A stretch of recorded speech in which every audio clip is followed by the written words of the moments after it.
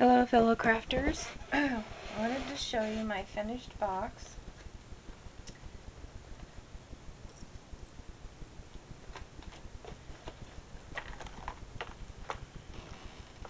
I might later on, I was thinking about putting the letters photos across here.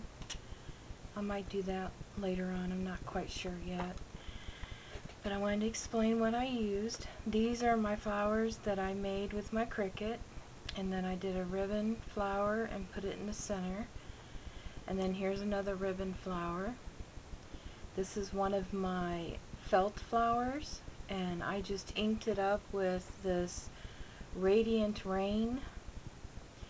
It's real shimmery gold, and I put some of it on the flowers here. And here's a Prima Rose flower, these two. There's a button in the center of this one, and then I just added a butterfly. I did do some distress ink stamps. I used, I've got a few of these, and then the sponge stamps, and I used this one. And I inked up the box on the top and on the back. And because it doesn't, it kind of moves right now because it's not completely full yet, and believe me, it will be full of photos. I've made this little clip to go right here, just to hold it together. Ouch, pinch myself. See? And I used the alcohol ink mushroom to give some color to the clip. The clip is white. It's just a paper clip from Staples. And then I used the Tim Holtz clip with the chain, and I just added some stuff. I mean, they're not, I don't know, they're just random things. I put a key and some charms, the Tim Holtz charm Cherish, because these are photos that I cherish. And this is a Tim Holtz leaf, and then a few more beads. You know, the colors that were in the flowers I kind of used. And then I added this one with a little bit of blue just to give it contrast. And then in the inside, when you open it up like that, I have made all my cards to categorize everything. And what I want to do is show you real quick. When you make this box and you use the envelopes, save the tops. And I cut out, you know, just a little card, and what I've done was lick the envelope.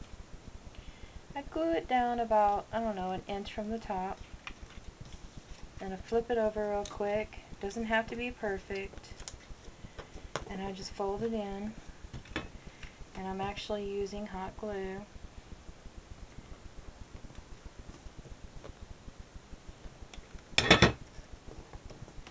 And then because the first one I made, I measured and everything. See, I'm not a person to use a ruler and all, so I just use it. And I use a bone folder, mark it, a tag back, just fold it over, and then I just trim off. I usually trim that before I glue it. I'm trying to be quick.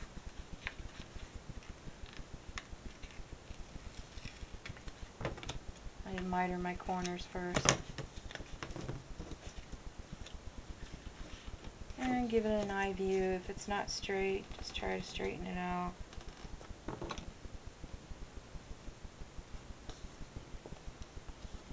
It doesn't really matter because I'll show you here in a moment why, if it's straight or not. And then I just glue it down.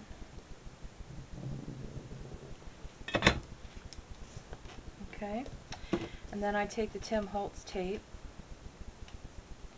and I got this idea because when I made this box, I used this heavy duty chipboard paper, and when this folded back, it cracked.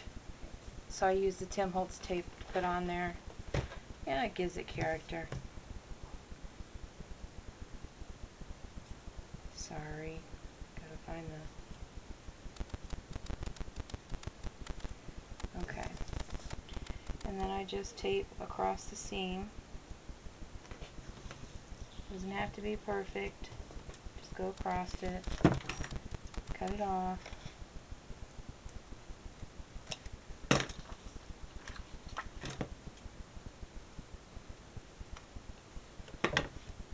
Okay, and that's what you get. And this is what it looks like on the back. See, that way you can use the top of the cards, and I use it to, I stamped on it. I have these little tiny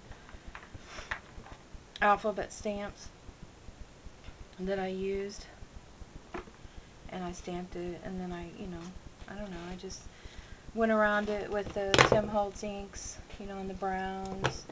I did this one in the green, and you can see the tape up here. But I used all of them. I used the I did use the envelope tops, and I got these last two to do, and then I'm done.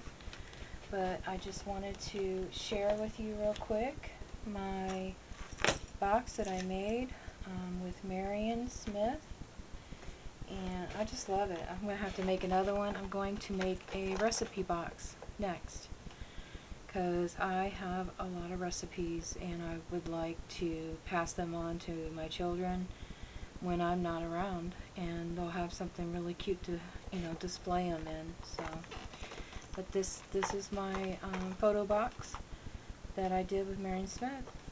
Thank you, and I hope you share with me if you make one. Please share it with me. Let me know. Let me see what you made. Thanks. Bye. Have a good weekend.